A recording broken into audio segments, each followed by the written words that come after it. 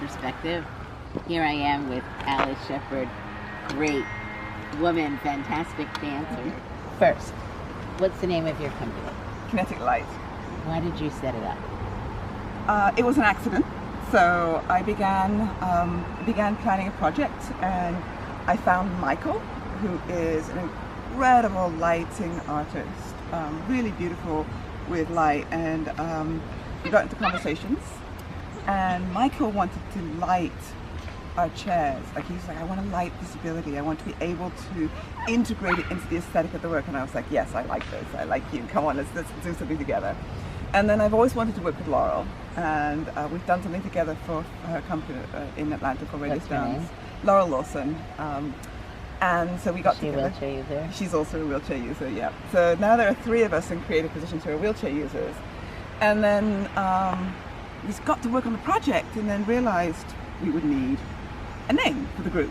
So we thought about light and movement, and there we go, Kinetic Light. And that's really what looking at Descent is. It's really a lot about the movement of light and shadow. And so that's how we got started as a company. But really it was an accident. Infrastructure was an accident to the art itself. Yeah. How long have you had your disability? So things started happening for me in 2000, so I guess that makes 18 years. September 23rd is the anniversary, and became a full-time wheelchair user into 2005, 2006 were the transition points. So now I would say majority full-time wheelchair use. I do pack my crutches for the odd moment of inaccessibility from traveling to Europe. We're going to Lisbon next week, and I know Lisbon is wildly inaccessible, so definitely packing crutches for that. Yeah. So, did you dance prior to acquiring your disability? No. And I think that's one of the really amazing things, is that I get to come to this, as it were. I'm not in a position of mourning what I was or who I was and what I was able to do. I'm coming to this as it is to figure out, here I am, what is the aesthetic, what is the wheelchair, what is my body, and how do all these things go together. And that's beautiful.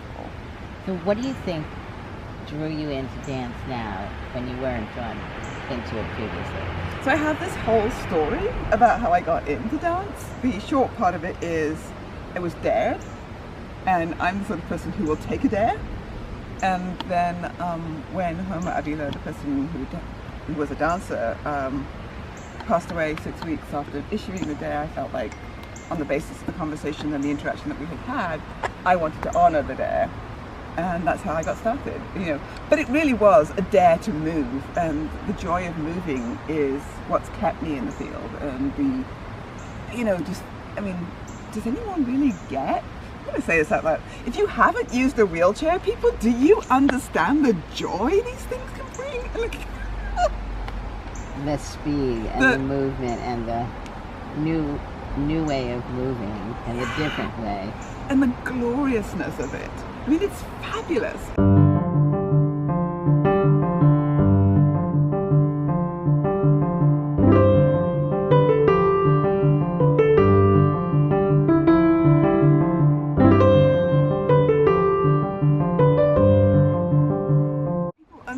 Like, if you're in the non-disabled world, you understand a wheelchair as these kind of like clunky, burdensome things, but seriously, people. I think, so do you work with disabled individuals and exposing them to dance? I don't specifically work with disabled people exposing them to dance, but I want my work to find a home in disability community. And so by default, that is part of the work that I do.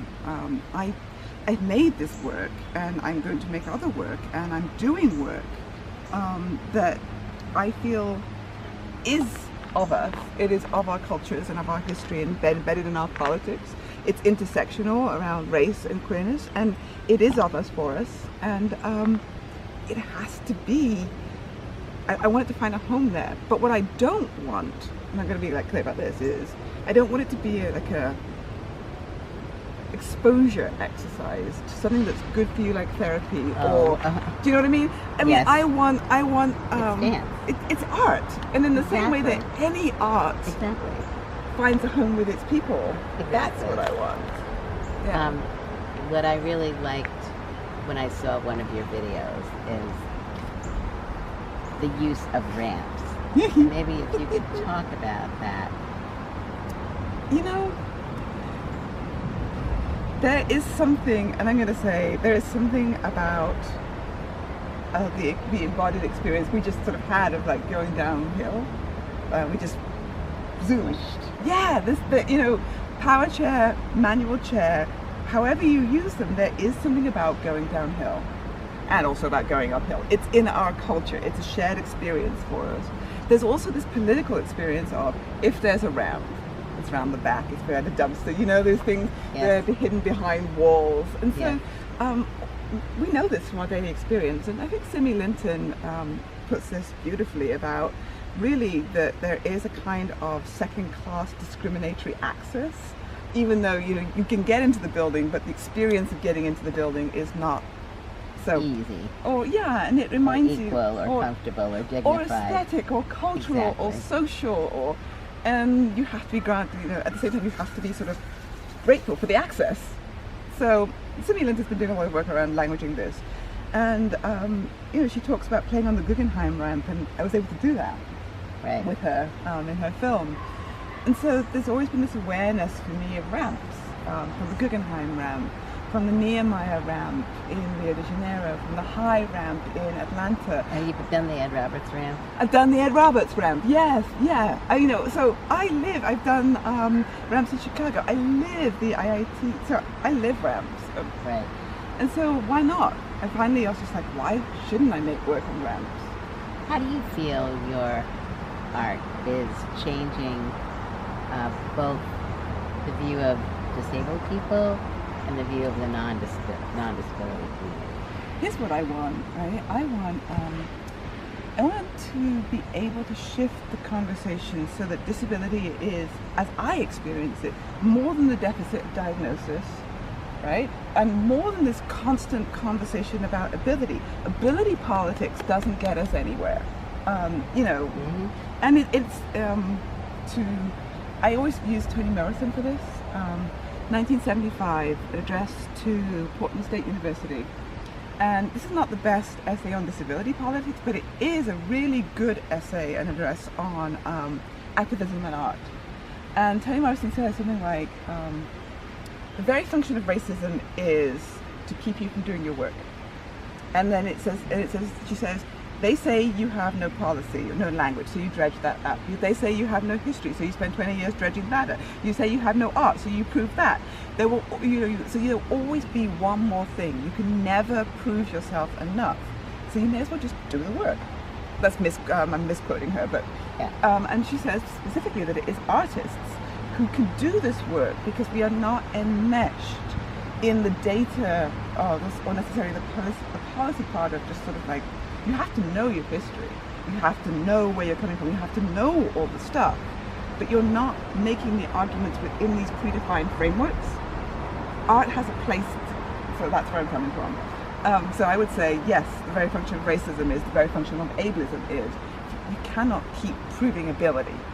You will never be able to prove ability, but you can make art. And if you make art that is internal to the culture and internal to the aesthetic, you have a chance to change the conversation because you're not proving how much you can do. You're opening a world that is not known to most people. You're giving them a chance to see the culture, see the aesthetic at work, and to learn some of the history without necessarily advocating for social justice. So we've run out of time again. Already?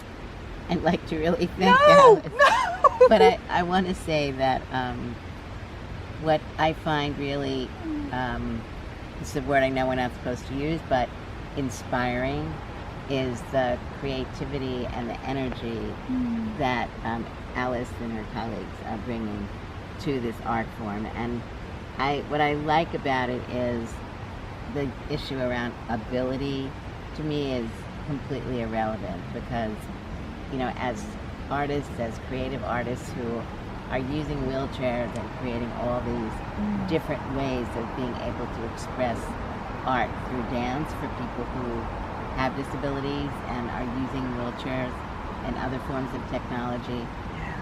We will put up some links so that you can actually look at some of Alice's work.